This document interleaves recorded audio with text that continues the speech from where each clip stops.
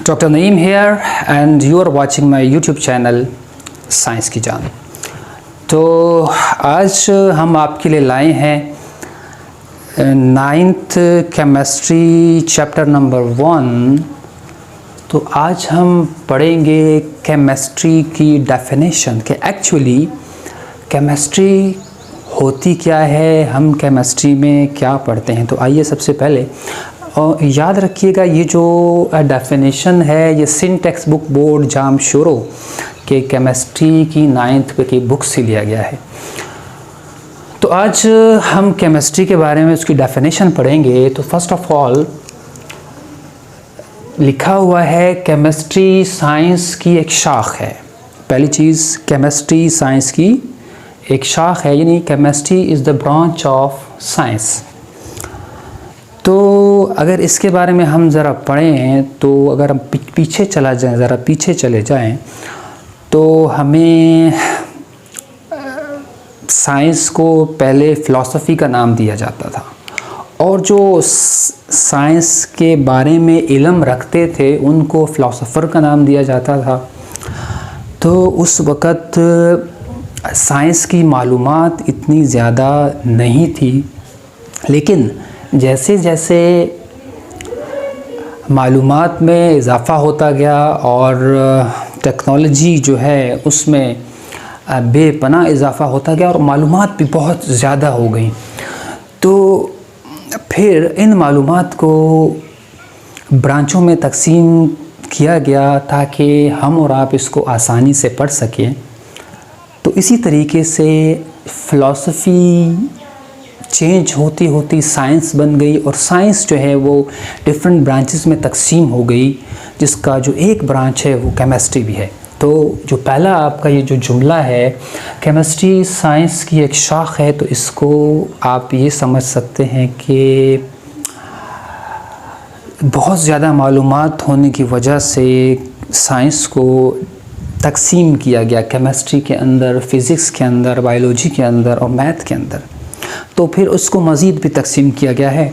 तो आगे क्या है, केमिस्ट्री साइंस की शाख है जो मादे की खुसूसियात, हैयत, तरकीबी और साख्त के बारे में बताती है, और मादे में होने वाली तब्दीलियों के बारे में भी बताती है। तो ये है केमिस्ट्री की डेफिनेशन, यानी the branch of science which deals with the properties, structure and composition of matter and the chemical reaction as well. तो ये डेफिनेशन है। आइए इसको अब थोड़ा सा एक्सप्लेन करते हैं, इसको समझते हैं। तो यहाँ पे सबसे पहले केमिस्ट्री साइंस की शाख है जो मादे की खुसूसियात। तो सबसे पहले आपको मैटर के बारे में पता होना चाहिए कि व्हाट इज़ मैटर। आपको क्या पता होना चाहिए, मैटर के बारे में पता होना चाहिए। अच्छा, इंग्लिश में इसको मैटर कहते हैं और उर्दू में इसको मादा कहते हैं। अच्छा, इसकी डेफिनेशन क्या है? उर्दू में इसकी डेफिनेशन है कोई भी चीज़ जो वज़न रखे और जगह घेरे उसको हम मादा कहते हैं। तो मैं यहाँ पे लिख देता हूँ, कोई भी चीज़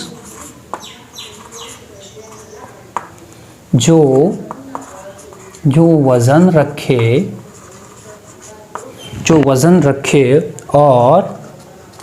और जगह घेरे उसे हम क्या कहते हैं? उसे हम कहते हैं मादा। और अगर हम इसकी इंग्लिश में डेफिनेशन करें तो anything that has a mass and occupies what place, that occupies place। तो ऐसी चीज़ जो जगह घेरे और वज़न रखे उसको हम कहते हैं मैटर।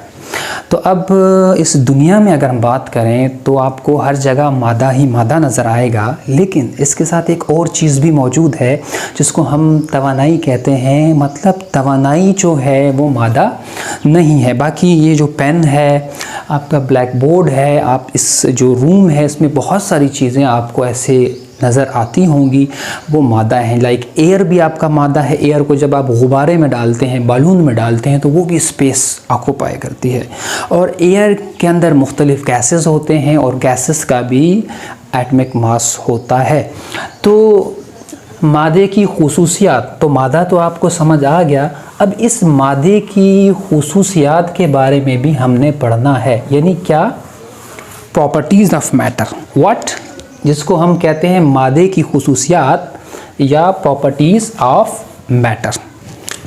तो मादे की खुसूसियात, मादे की खुसूसियात को आइए पढ़ते हैं, जिसको हम इंग्लिश में क्या कहते हैं जी, इंग्लिश में हम इसे कहते हैं properties of matter. Properties of matter. तो पहली बात जो की पॉइंट है हमारी डेफिनेशन में वो क्या है, वो है प्रॉपर्टीज़ ऑफ मैटर। व्हाट, ये वाली, that is properties of matter, मादे की खुसूसियात। कौन से वाली, इंग्लिश डेफिनेशन में दैट इज़ प्रॉपर्टीज़। ठीक है, तो ये मैंने आपको मादे की खुसूसियात, तो जो मादे की खुसूसियात होती हैं, मादे की जो खुसूसियात होती हैं वो दो किस्म की होती हैं। नंबर 1 जिसको हम फिज़िकल प्रॉपर्टी कहते हैं, नंबर 2 जिसको हम कहते हैं केमिकल प्रॉपर्टी। तो नंबर 1 क्या है, number 1 is physical properties. Number 2, what? Chemical properties.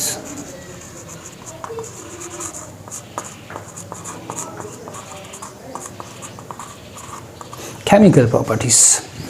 अगर हम इसको उर्दू में लिखने की कोशिश करें तो हम कैसे लिखेंगे? फिज़िकल प्रॉपर्टीज़ को हम कहते हैं तिबी खुसूसियात,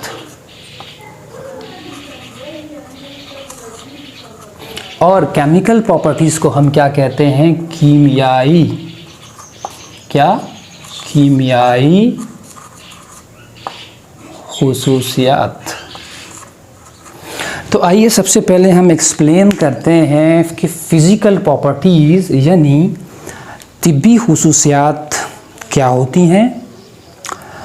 तो जो फ़िज़िकल प्रॉपर्टीज़ मादे की होती हैं वो ऐसी खुसूसियात होती हैं जो उसके फ़िज़िकल अपीयरेंस से हमें पता चल सके, यानी ऐसी खुसूसियात जो कि हम उसे ज़ाहिरी तौर पर देख के हासिल कर सकें, उनको हम कहते हैं फ़िज़िकल प्रॉपर्टीज़।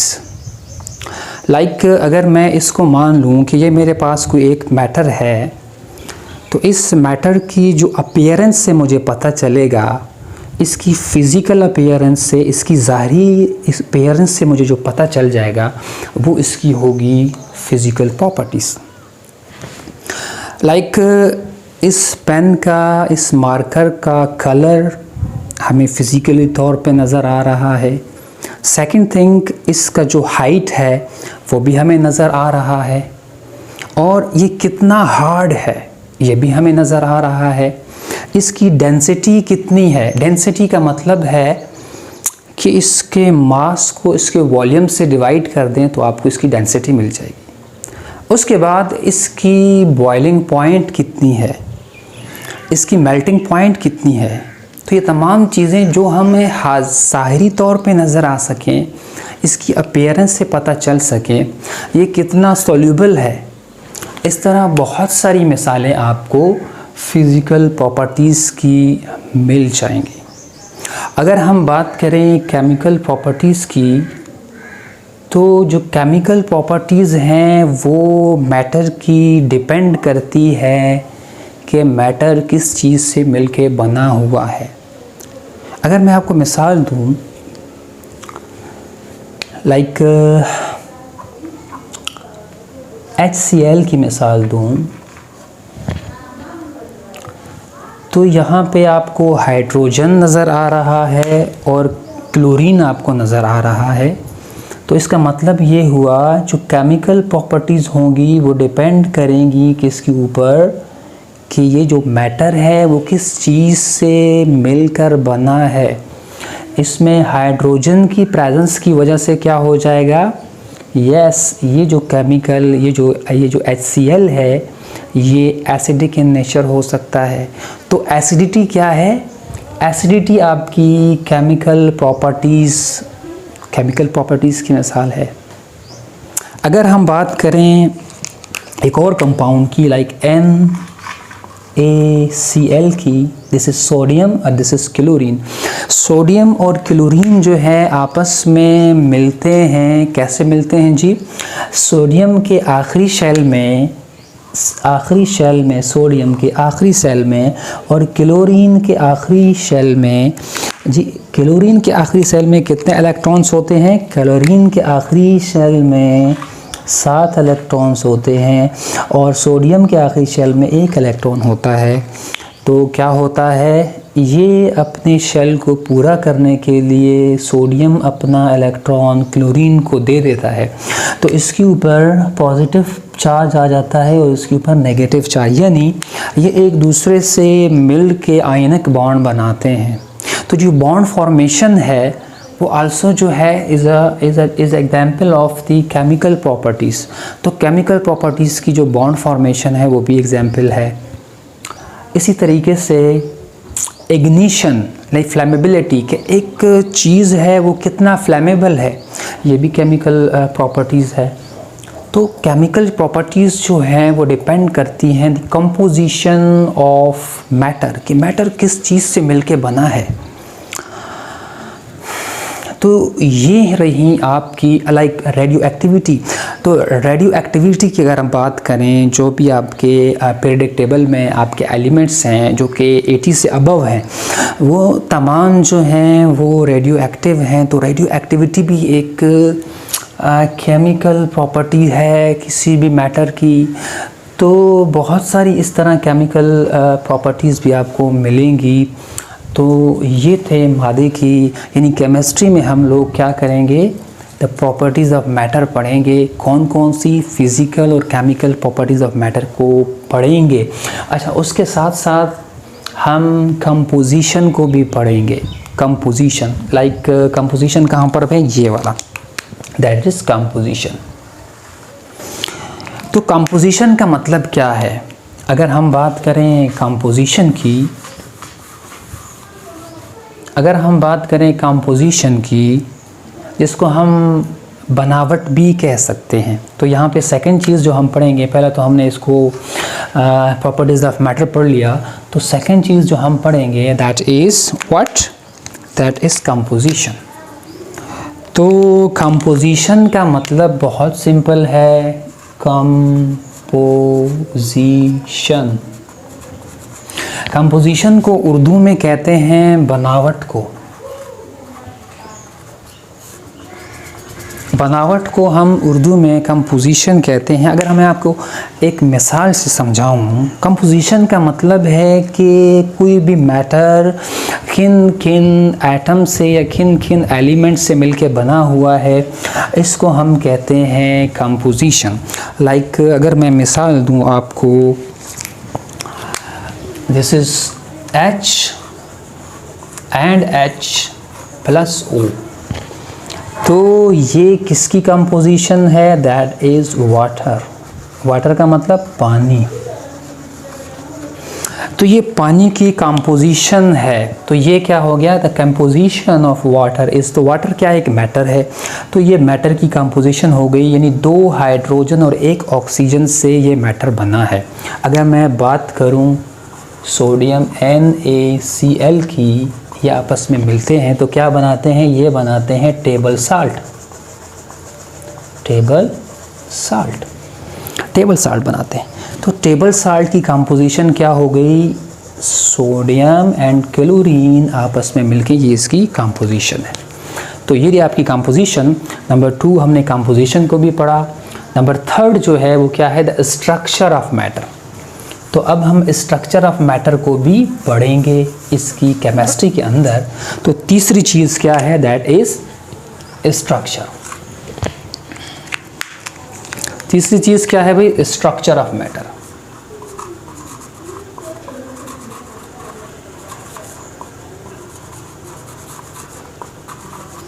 अब स्ट्रक्चर ऑफ मैटर को देखा जाए, हम मिसाल लेते हैं, वाटर की मिसाल लेते हैं। आपको पता है ऑक्सीजन 2 हाइड्रोजन से मिलके क्या बनाता है, वाटर बनाता है। तो आप इसको स्ट्रक्चर कह सकते हो, ये है स्ट्रक्चर ऑफ मैटर। अगर इसको हम थोड़ा सा और डिफ़ाइन करें तो आपको पता है ऑक्सीजन, ये ऑक्सीजन है, तो दिस इज़ ऑक्सीजन, और ऑक्सीजन का एटॉमिक नंबर 6 होता है।